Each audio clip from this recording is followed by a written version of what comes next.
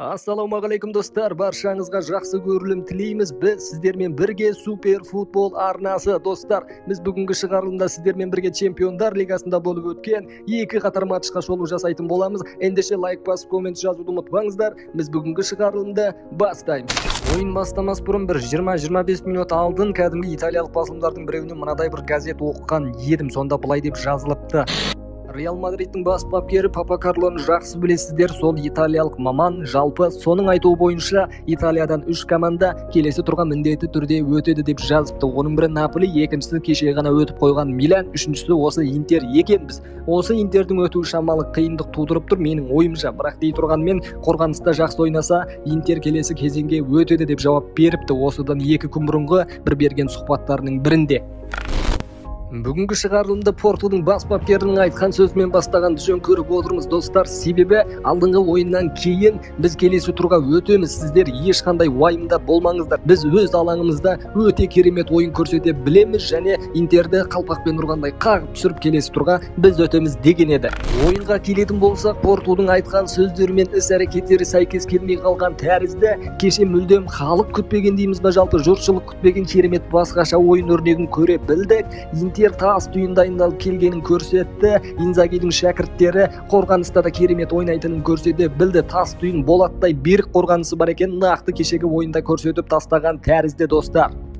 Кешегі ойында Порту өз алаңында, өз қолдаушыларының алдында бірінші таймның өзінде Интерді қыспаққа алып, жан-жақтан қапталдан шабуылдарын ұйымдастырып, варатаға дұрыс соққылар жасап, кәдімгі Интерді бірінші таймның өзінде басып тастау керек еді. Дәл солай ойнағанда мүмкін бірінші таймда таразы басын теңестіріп те алар еді. Бірақ біз күткен ойын болған жоқ. Интерде біз күткенде, Порту күткенде осал болған жоқ. Бірінші таймның өзінде өздері тас түйін дайын екенін көрсетіп тастады.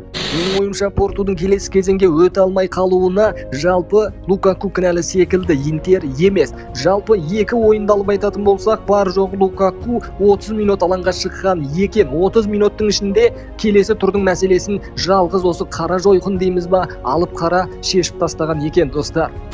Екінші тайм басталғаннан кейін Интердің ойыншыларында өздеріне деген сенімділік арта түсті. Ойынды бірден өз бақылауына ұстады, темпті бәсеңдетті, шабуылды ұмытты. Дәл солай қорғанысты 90 минутқа дейін болаттай берік ұстады. 90 минуттардан кейін кәдімгі алаңдағы айқай-шуды естіген Портудың ойыншылары бірнеше жақсы соққылар жасап, варатаға дұрыс шабуылдар ұйымдастыра білді.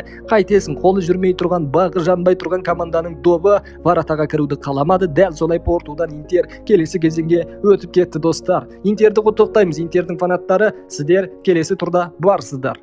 Ал достар, ұмытып бара жатыр екенмін, бүгінгі шығарылымда сіздермен тағы бөлісетін бір керемет ақпараттарымыз бар. Достар, Telegram каналға өтіп тіркеліп алыңыздар. Мына экранда көріп тұрған осы 2 матчқа өте керемет болжамдар жасап жатырмыз. Телеграмда бірге талқылайық, бүгінгі матчтарды бірге тамашалайық. Достар, сіздермен шағын ойын ойнағым келіп тұр. Комментарийге жазыңыз, бүгін кеште Реал Мадрид пен Ливерпулдың нақты чоты қанша болады және голды кімдер салады, соны дәл тапқан адам 5000 теңге сыйлыққа ие болады. Және міндетті түрде достар, Telegram каналға және осы YouTube каналға тіркелу керексіздер. Ал ендеше әрмен қарай жалғастырайық.